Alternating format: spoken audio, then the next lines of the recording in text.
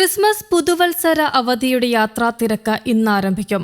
ബംഗളൂരു, ചെന്നൈ എന്നിവിടങ്ങളിൽ നിന്നുള്ള ട്രെയിനുകളിൽ മാസങ്ങൾക്ക് മുൻപേ തന്നെ ടിക്കറ്റുകൾ വിറ്റഴിഞ്ഞതിനാൽ സ്വകാര്യ ബസ്സുകളിൽ വൻതുക മുടക്കി ടിക്കറ്റ് എടുക്കേണ്ട ഗതികേടിലാണ് മറുനാട്ടിലെ മലയാളികൾ ഇപ്പോൾ. ഇന്നും നാളെയും ബംഗളൂരുവിൽ നിന്ന് പാലക്കാട് വരെ 3700 രൂപ വരെയാണ് സ്വകാര്യ ബസ്സുകൾ ഈടാക്കുന്നത്. തിരക്ക് മുന്നിൽ കണ്ടുകൊണ്ട് കേരള കർണാടക RTCകൾ സ്പെഷ്യൽ ബസ്സുകൾ അനുവദിച്ചിട്ടുണ്ടെങ്കിലും ഇത് പര്യാപ്തമല്ല എന്നാണ് യാത്രക്കാർ പറയുന്നത്. ദക്ഷിണ റെയിൽവേ ആവശ്യത്തിന് ശബരിമല സ്പെഷ്യൽ അനുവദിച്ചിട്ടുണ്ടെങ്കിലും അവധിക്കാല സ്പെഷ്യൽ ട്രെയിനുകൾ വളരെ കുറച്ചേ അനുവദിച്ചിട്ടുള്ളൂ. ബംഗളൂരുവിൽ നിന്ന് നാളെ പുറപ്പെടുന്ന തിരുവനന്തപുരം AC സ്പെഷ്യൽ ട്രെയിനിൽ ടിക്കറ്റുകൾ ഇതിനോടകം തന്നെ വെയിറ്റിംഗ് ലിസ്റ്റിലായി കഴിഞ്ഞു. ചെന്നൈയിൽ നിന്ന് നാളെ പുറപ്പെടുന്ന ചെന്നൈ കൊല്ലം സ്പെഷ്യൽ ട്രെയിനിലെ ടിക്കറ്റുകളും വെയിറ്റിംഗ് ലിസ്റ്റിൽ തന്നെയാണ്. ക്രിസ്മസ് പുതുവർഷ യാത്രാ തിരക്ക് പരിഗണിച്ചുകൊണ്ട് കോയമ്പത്തൂരിൽ നിന്ന് കേരളത്തിലൂടെ ഹരിദ്വാറിലേക്കും തിരിച്ചും സ്പെഷ്യൽ ട്രെയിൻ അനുവദിച്ചിട്ടുണ്ട്.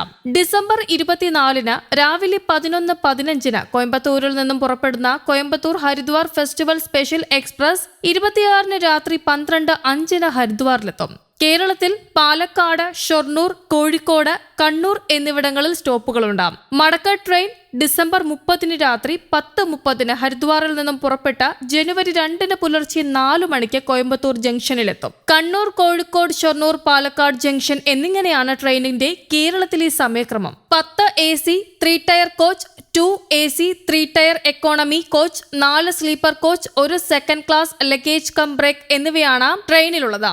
സ്പെഷ്യൽ ട്രെയിനിലെ റിസർവേഷൻ ആരംഭിച്ചിട്ടുമുണ്ട്.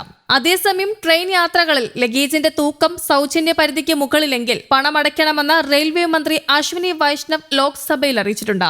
ഓരോ ക്ലാസ്സിലും അനുവദനീയമായതിൽ കൂടുതൽ ഭാരം കൊണ്ടുപോകുന്നതിന് നിശ്ചിത നിരക്ക് നൽകണം. നിലവിൽ ഭാര നിയന്ത്രണം സംബന്ധിച്ച് നിയമമുണ്ടെങ്കിലും തൂക്കം നോക്കാതെയാണ് ട്രെയിൻ യാത്രക്കാർ ലഗേജ് കൊണ്ടുപോകുന്നത്. സ്കാനർ, തൂക്കം നോക്കാനുള്ള സംവിധാനങ്ങൾ എന്നിവ ഒരുക്കിയ ശേഷമാകും നടപ്പിലാക്കുക.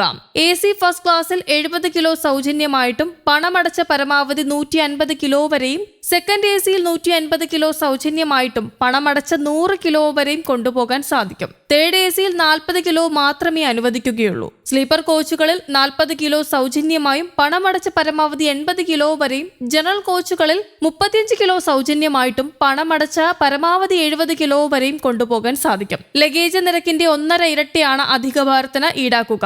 ഇത് ഓരോ ക്ലാസ് അനുസരിച്ചും വ്യത്യാസമുണ്ടായിരിക്കും. വാണിജ്യ ആവശ്യത്തിനുള്ള സാധനങ്ങൾ യാത്രാ കോച്ചുകളിൽ കൊണ്ടുപോകാൻ അനുവദിക്കുകയുമില്ല. ലഗേജുകളുടെ വലുപ്പത്തിനും നിയന്ത്രണം വരുന്നതായിരിക്കും.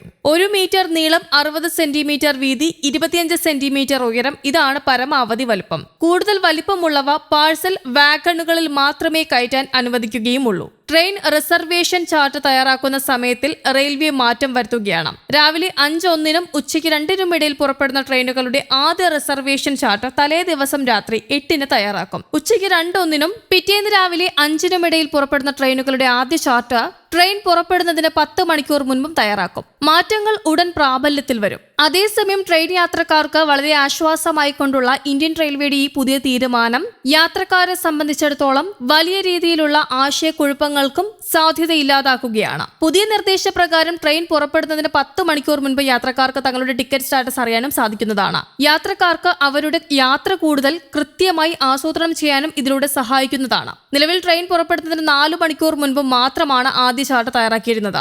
ഇത് വെയിറ്റിംഗ് ലിസ്റ്റിലുള്ള യാത്രക്കാർക്കും ദൂരസ്ഥലങ്ങളിൽ നിന്ന് എത്തുന്നവർക്കും വലിയ രീതിയിൽ ബുദ്ധിമുട്ടുണ്ടാക്കിയിരുന്നു. ടിക്കറ്റ് കൺഫേം ആകുമോ എന്ന കാര്യത്തിൽ അവസാന നിമിഷം വരെ നിലനിന്നിരുന്ന ആശങ്ക പരിഹരിക്കാനാണ് ചാർട്ട് തയ്യാറാക്കുന്ന സമയം നേരത്തെയാക്കാനുള്ള റെയിൽവേയുടെ ഈ തീരുമാനം. അതേസമയം ഈ പരിഷ്കാരം ഉടനടി തന്നെ നടപ്പിലാക്കാൻ എല്ലാ സോണൽ ഡിവിഷനുകൾക്കും റെയിൽവേ ബോർഡ് നിർദ്ദേശം നൽകിയിട്ടുണ്ട്. നേരത്തെ തന്നെ ടിക്കറ്റ് സ്റ്റാറ്റസ് അറിയാൻ കഴിയുന്നതിലൂടെ യാത്രക്കാർക്ക് താമസ സൗകര്യങ്ങൾ ഒരുക്കാനും കണക്റ്റിംഗ് ട്രെയിനുകൾ പ്ലാൻ ചെയ്യാനും എളുപ്പമായിരിക്കും. ദശലക്ഷക്കണക്കിന് യാത്രക്കാർക്ക് ആശ്വാസം നൽകുന്നതിനോടൊപ്പം റെയിൽവേ സേവനങ്ങളിൽ കൂടുതൽ സുതാര്യത കൊണ്ടുവരാനും ഈ തീരുമാനം സഹായിക്കുമെന്ന് അധികൃതർ വ്യക്തമാക്കി. മുതിർന്ന പൗരന്മാർക്കുള്ള യാത്രാ ഇളവ് റെയിൽവേ പുനഃസ്ഥാപിച്ചതായും റിപ്പോർട്ടുകളുണ്ട്. എന്നാൽ ഇക്കാര്യത്തിൽ ഔദ്യോഗിക സ്ഥിരീകരണമൊന്നും ഉണ്ടായിട്ടില്ല. 2011 UP സർക്കാരിന്റെ കാലത്താണ് മുതിർന്ന പൗരന്മാർക്ക് റെയിൽവേ ടിക്കറ്റ് നിരക്കിൽ ഇളവ് അനുവദിച്ചത്. എന്നാൽ 2020 മാർച്ച് മാസത്തോടെ റെയിൽവേ ഇത് നിർത്തലാക്കിയിരുന്നു. കോവിഡിന്റെ പശ്ചാത്തലത്തിലെടുത്ത തീരുമാനം മഹാമാരിക്ക് ശേഷവും പുനഃസ്ഥാപിച്ചിരുന്നില്ല.